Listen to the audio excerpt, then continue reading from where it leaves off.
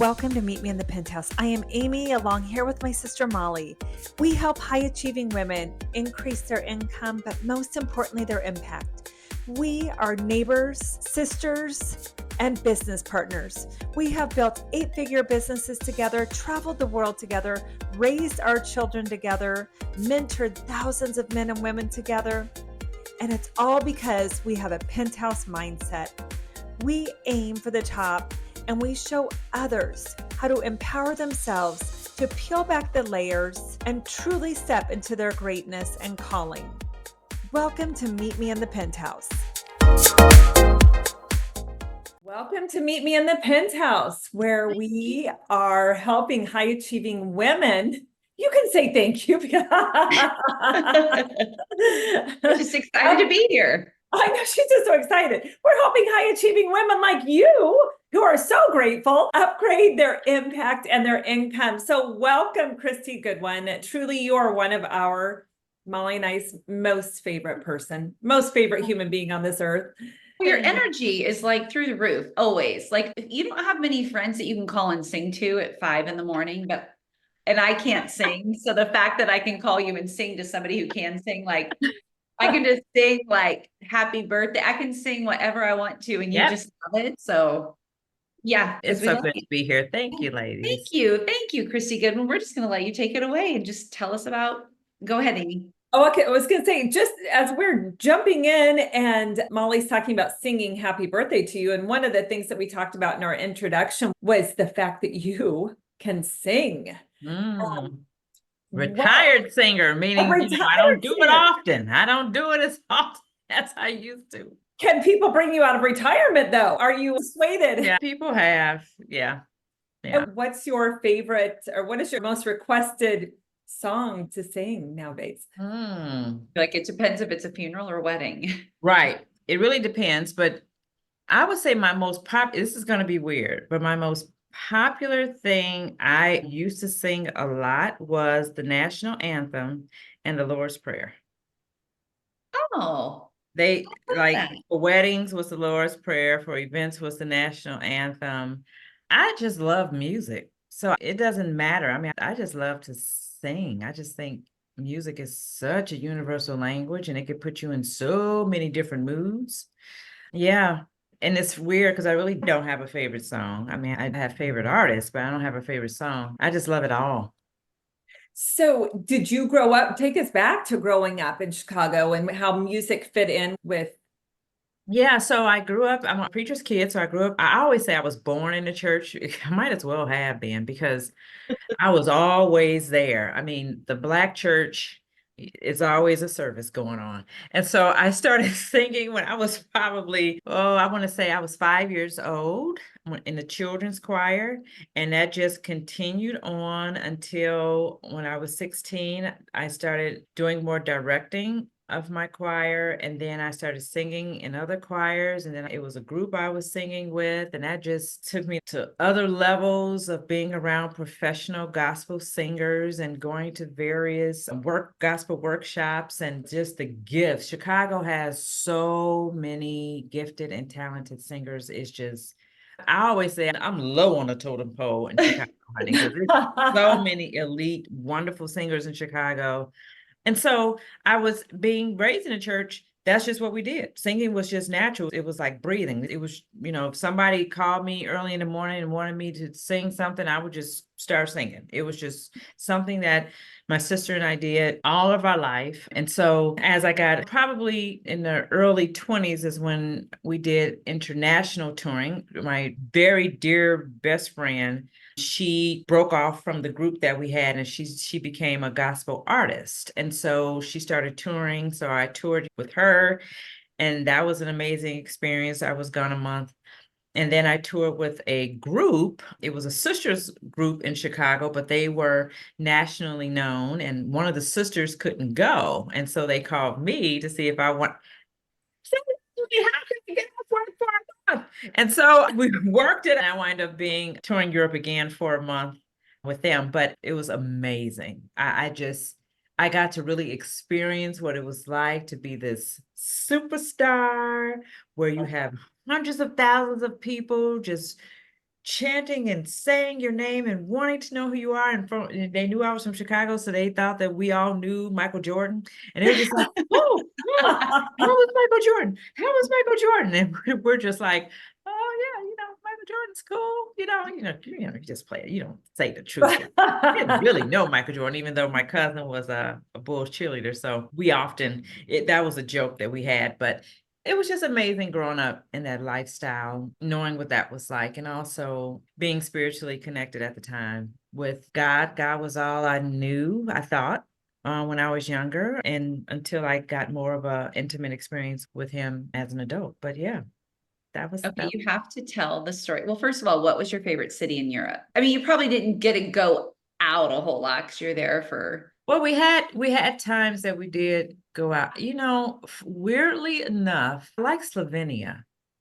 Oh, Okay. It was a very it's on my list for real. Eastern Europe. It was and because we were ambassadors of the US, we had experiences that normal people wouldn't have. I mean, they would drop the red ropes for us to go and tour places, and we would sit on gold furniture, and we would eat the best of food. And I mean, I remember one time in Slovenia, we ate so much. It was an elongated table of just food. And the chefs would just bring out stuff. And that's really at the time when I was eating meat. Oh my God. It was so much food, but the experience of Slovenia was just really a quaint little country. It was so nice and peaceful and beautiful and just antiquated in a lot of ways. But I so appreciated that, to know that I was at a place that was even developed before the US was thought of. I mean, it was just amazing. So I would say that was my favorite, one of my favorite places. Not your typical, wherever, Paris. London. So I love that you had that experience, but you have another great experience about being raised a PK, preacher's kid, and your mom and dad, and going into some of the roughest parts of Chicago. Yeah. So yeah. My dad was fearless. I mean, he had no fear. You would have thought we were kids raised with silver spoons in our mouths, but my sister and I call her, she was my best friend. We also call her our older sister, but we would go on the street ministries, and he was set up. He had a whole system of a team.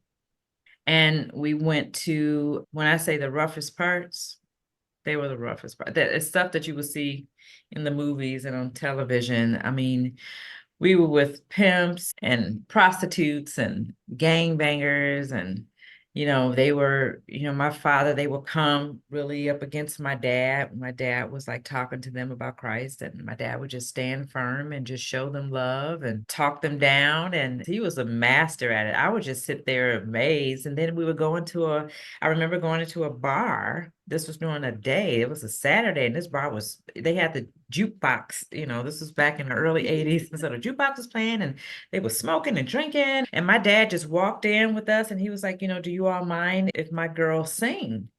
And, they looking at us like, what? And so the bartender basically was like, yeah, why not? And so they turned the jukebox off. And so I can't remember the song that we sang, but that's the first time I saw a man cry. It was men crying at the bar. And we finished, and my dad said, okay, you all can go. And he stayed there, and he ministered to people that were in the bar. And I would never forget that, because I was like, wow, like I had to been 12. 11 or 12 years old, if not 10. I was probably a little younger. And I was just amazed by how, the spirit moved. And so that type of stuff just made the experience of who God is and how God shows love, regardless of the lifestyle that you lived, how that was really penetrated. And so those are some good memories that I remember with that. I just can't even imagine. No, you can't. You can't. This is movie stuff. I mean, if reality TV was something back then, we would be a hit. Well, we need a documentary on you then in your life. Did you know, it sounds to me like, just as I've gotten to have the blessing of getting to know you over the years, so were you born with just that, it was ingrained in you from your parents, that people have always been drawn to you? you have something inside that God, a gift that God has given you. Is that something you feel like you were born with? Is that something that you realized that you had at some point? Like, I have been called, I'm chosen, I'm favored. Yeah, I don't think people were drawn to me at first. I was an introvert growing up, so I was very quiet, even though I was singing and I was around people. I didn't know how to be extrovertish in just talking to people. Talking to people was very hard and very draining for me, unless I knew you or was around you a few times. It became easier. I think because I was in church so much and people knew who I was, it made for experiences a little different. Outside people, like, people in school, like I was a little goofy in school. I always said I had like 3 different lives. In church, I was one way, and in school, I was another way. People were drawn to me because of my personality of dramatic. I was very dramatic. I was, if people wanted to know what happened on a soap opera, they would come to me if they missed it one day and say, Kristy, okay, tell us what happened on All My Children. And I was like, okay, this is what happened. So Erica walked in the room and so they were attracted to that. And really, I was a very kind person. I was always kind. And so that afforded me friends that protected me because I was bullied a lot growing up because I wore glasses when I was in kindergarten. And in the 70s, glasses was not the cutest thing. And so I was bullied all up to a sophomore year in high school. And so I had people that would, protect me at certain points, but I never felt that, I was one that influenced anybody. Now, people that were in my circle, that were my friends, I always was able to give good advice to and all of that. But that didn't happen until later on in life, until probably when I was an older, probably after high school, when I started, working and going to the college, I noticed how conversation shifted. And really, I believe, Molly, it was because I was such an observer of people's behavior. So I never was drawn to what people said, I was drawn to what people did. And that helped me to form like this weird understanding. And so when I would have conversations with professors, I would just have conversations and would meet with them and schedule meetings with them after class to understand certain things. Those kind of conversations will morph into deeper conversations. And it became a thing of like, we just enjoyed being around each other and having conversations. So professors were my friends, they were my mentors. They were people that I can talk to about anything and that they can share things with me. So that's when that started, like in my 19, 20, 21. My early 20s were probably the one turning point in my life when I recognized that people were really drawn to know who I am. And I would think that that was peculiar because they would think I was peculiar because I didn't really wear pants. I didn't start wearing pants until I was in my probably 30s, late 30s. But I always wore dresses and skirts because I always had a look that I wanted. I felt like that was feminine. And so I felt like, I never dressed like everybody else. I stayed with the trend, but I never dressed like everybody else. And so that always sparked conversation and people wanting to know, like, who is this person? Yeah. I always say Amy was born in heels, and it sounds like you We're so soul sisters. Kristy, Yes. we are soul are. sisters. I've been wearing heels ever since I was 11 years old. Oh my Lord. Yes. Well, Same. we came out of the womb in heels. So that's you. And you always have heels on. Yeah. You always, except at Orange Theory, but because you might get hurt. But We do have tennis shoes with high heels. You know that, Kristy, don't They you? do. Yes, they do. Yes, they do. I used to own a pair. don't worry, Amy's got several. What did Grandma Gertrude tell you? Oh, my grandma, she was a woman of etiquette, a woman of class all day.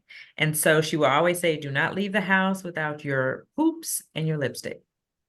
And every time I'm not near my lipstick or somewhere, I just freak out. Like my board chair, he knows, like I'm always putting lipstick on when we're in a meeting. Like I'm always doing something. It's always have to be how I'm looking. So yeah, it's always about presence.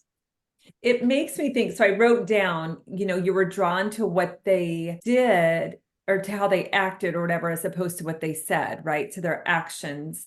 And so it's like that's what describes. I know you had beautiful words always, but if you felt like you're more of an introvert and listened, the way that you presented yourself Mhm. was obviously that thing that was intriguing to Yeah, people, right? They were intrigued, but you didn't have to say anything. And they were drawn to you because of, you're being prepped and ready. And really, like you said, not dressing like everybody else, dressing for what made you feel good. And absolutely. And I was me being very active in church and always singing and going places, it's a different vibe. And so I just carried that vibe with me because that's just what we did. And I was always around older people. So even my best friend and people that I sang with, they were all like maybe no less than maybe 6 years older. And so they were older. I'm in high school. They're like working. Like they've done their college, like they're like in in professional. And I didn't think anything weird of it, until later in life. I'm like, they was hanging around this little. I mean, he had me driving at 12 years old. I mean, like, who does that kind of stuff? It was just crazy. But, it's like, you're right, Amy. And I guess that's pretty much what it was because I didn't look like everybody else that probably attracted, like, who is this girl? Okay, you can tell that I'm the other sister. I'm like, do you have a pair of jeans? Do you own jeans? I do now. I do own jeans. I don't readily wear them though. That's not my Well, I've go-to. never seen them in you. And I was like, come to think of it, have I ever seen her in jeans? Have we I ever know she's seen her got in the pants? jumpsuits. You We got know I the she's do. jump. got the Yes. I, jumpsuit. Jumpsuit. I do. I do have the jumpsuits. And that's really different for me too, because I don't really, that's kind of like a new thing for me to Love it. jumpsuits. Yeah. Um, yeah. So even now, I don't readily buy gym shoes. I don't, jeans wouldn't be anything that I would just go to and wear, pick up. I have to really think that through. Okay. What gym shoes are you going to buy? Like, and I live in Lincoln. And so Lincoln people dress differently. They dress more casual. What is that called? Athletic dress. Athleisure. Athleisure. Athleisure. Athletic, yeah. You're Yeah. like, I don't even know the word. So Athleisure. right. So they dress like that and I don't. Like I would go out with girlfriends back at home and they would have on like some jeans and they'll probably be dressed down and stuff. No, I would have on like, something cute. Always. They're just used to that. That's how Kristy is. Okay, speaking of Lincoln, how did you come, sweet thing, from Chicago to Lincoln? A little bit change, a little bit of culture shock, a little bit of less great restaurants than Chicago has for you. I know you always Yeah. love going home. You get your hair done in Chicago still. So No, I don't. finally, you're And back. You're finally, here. when I got rid of the weave, uh, yeah, when I stopped wearing weave, because I was wearing weave for the first couple of years being here, I just started doing I go to somebody in Omaha if I really want to do some stuff. But now I'm into like, I color my own hair. I Oh, do my own hair. dang. Look at I'm you grown go. for real. I'm like, Lincoln has like morphed me into like, how can we make this work, girl? Because taking those trips to Chicago I was just like, okay, it just wore me out. I'm just like, yeah. Like, what brought you here? What do you love about it? When I came here to work, I'm an executive director for City Impact, which is a faith-based nonprofit here in Lincoln. So it was a career shift for me to work nonprofit because I've been in the education sector for over 20 years. And so I wanted something different for myself. When I turned 40 is when I started the journey of wanting to know more about myself and who this person was and all that. And so when I turned 50, it was kind of like before 50, maybe 48, I was trying to find like, I need something different for my life. I just want to do something different. I still want to be impactful. And so Lincoln wasn't my first shot choice. I mean, I kind of wanted to move to the West Coast where, I have some sun and water. But my brother, who's been living here for 30 years, he's an executive, well, he's a CEO for a nonprofit. And so he was just saying, Chris, you need to think about Lincoln and you need to look at this job, look at City Impact. And I was like, wasn't necessarily thinking nonprofit because that's a hustle move, but okay, I'll think about it. And I applied to it, interviewed for it, and voila, Kristy has moved to Lincoln, Nebraska, a place that I have to explain to people, pull out your maps, look at Nebraska, and you will know that Lincoln is the capital. So that's how I explain Lincoln, Nebraska to people of where I am. But Lincoln has been kind. Lincoln has always been a kind city. I always said that it's a city to settle down and have kids. I'm single, so that's not necessarily my life. Uh, but it has afforded me wonderful friends like yourselves and made me feel I didn't know if I was going to ever feel like I can call this home. And I am able to call it home and not regret that and not feel crazy about that. But now when I go to the airport and they're like, "Oh, where you from?" I'm like, "Well, I live in Lincoln, Nebraska." Yeah. And so it became a conversation of, yeah, grew up here, but moved here. And so it sparks like good conversation with people like, wow, okay, so tell me about Lincoln. And I get a chance to like share, like if you want a hallmark or lifetime situation, move to Lincoln. What's the dating scene like in Lincoln? Be real. What's the dating scene like? There is no dating scene in Lincoln, Nebraska. That's why I said it's for if you want to settle down, have family, it's that. It's really not for the single person, unfortunately. But I'm so busy, I don't really focus on it much, but I do recognize a sister is not getting any younger. And something needs to give. So I have all my friends like checking out. Who do you know? Who do you know that knows somebody?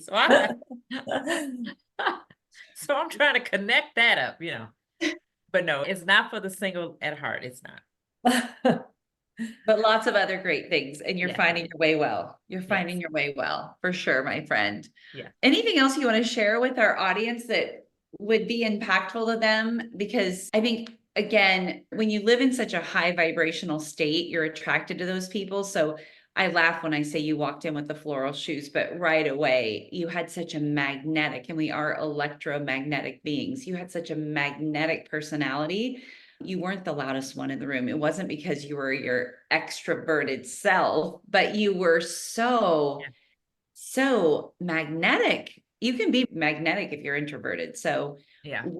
is there anything else you want to share about just your journey, about mindset, about just your vibration, the way you live your life? It's like the law of attraction is so strong with you. You just draw people in, but you didn't always. Yeah, I've always had strong women in my life. Let me start there. So I grew up with strong women on my mom and dad's side. They were women who knew what they wanted, knew how to get it, and was very unapologetic about it. That's first. And so I got to see that growing up, even though I was not that. And I've always aspired to be that, but be kind with that. Because there are people that are like that, but not necessarily kind. And so I would say that a good takeaway from me when it comes to the power of the mind has to do with being intentional about one, wanting to do different, be different, think differently, have an intentional practice about life. I've always been intentional about life. I would never say I've done anything and didn't know why. Wow.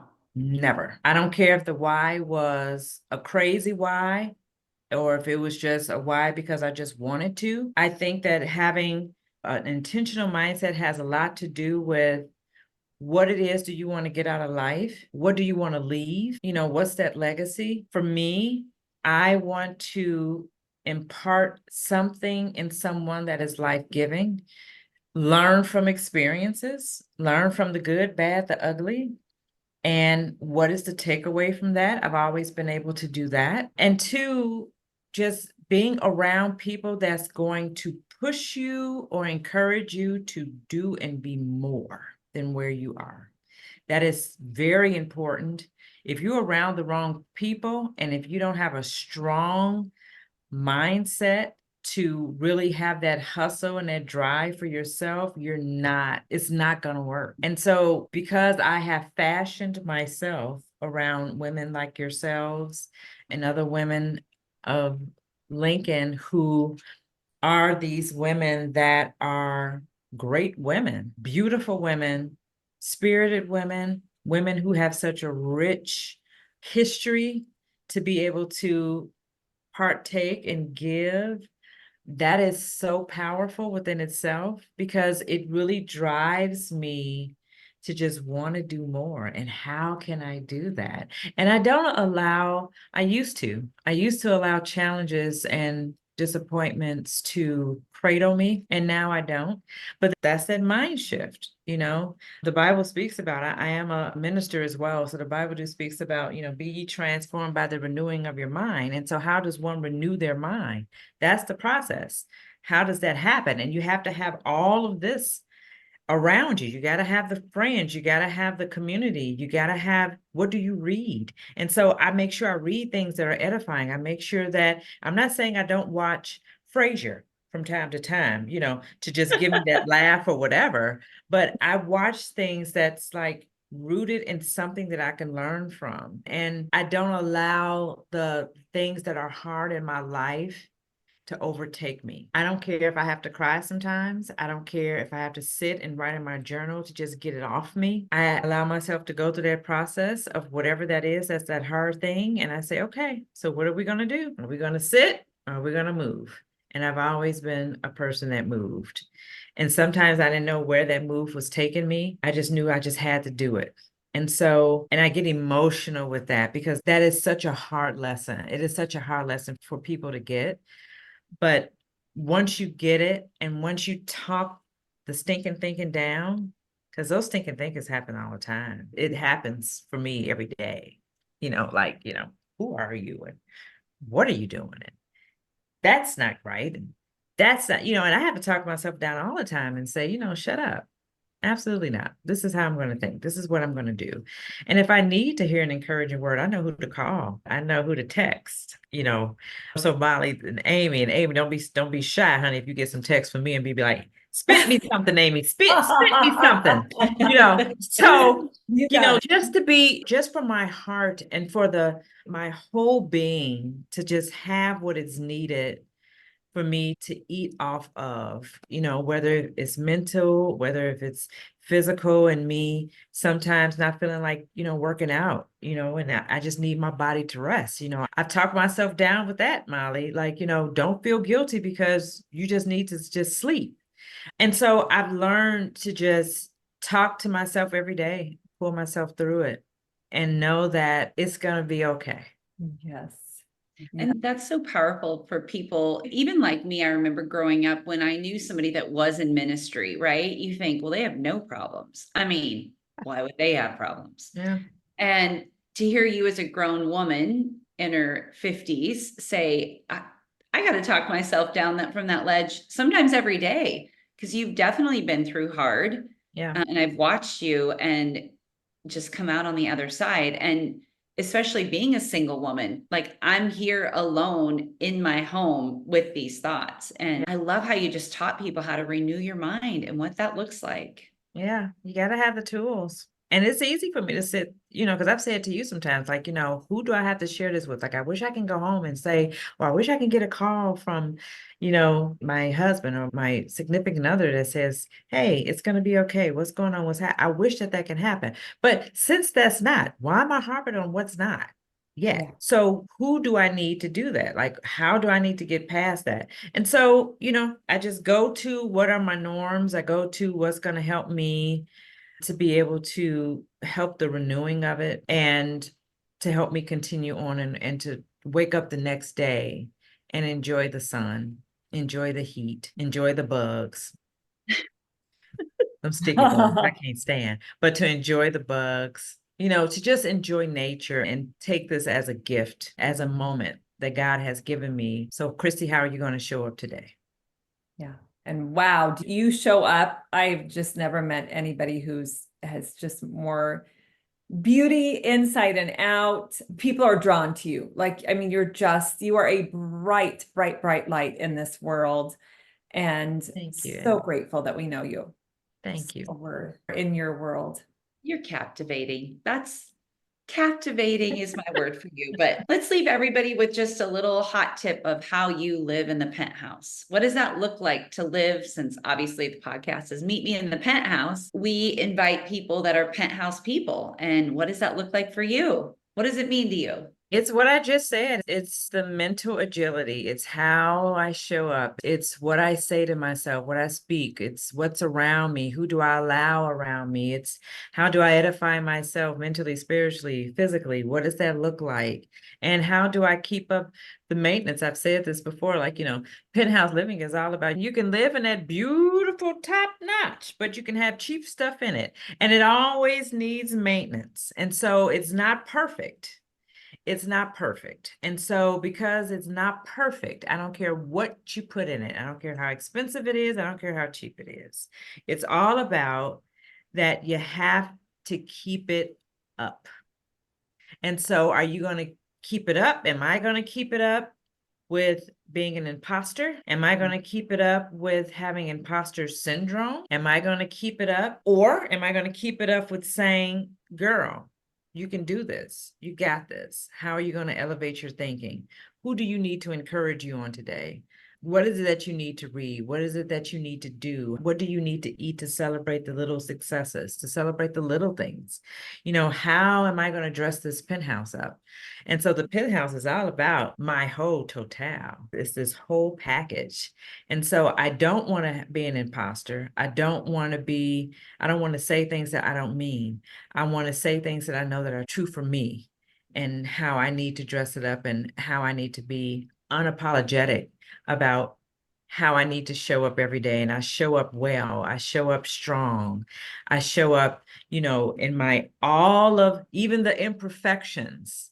No one would know the imperfections unless I show it to them, right? Nobody would know that the penthouse has a crack on the northeast corner, but unless you show them. And so it's all how I show myself and being kind in the process for that, because kindness draws and it changes and it helps and it's life-giving and it's inspiring. So that's my penthouse living. My penthouse living is all about how I show up and how I present myself in showing up. That's awesome. And you are, girl, you're in the penthouse. No one Yes. is stealing your Amazon packages in the penthouse. They are. Absolutely. They are. You Absolutely walk not. in the door and they're like, here are your packages that I have saved for you. So you are the whole package. And thank you. Thank you for your time.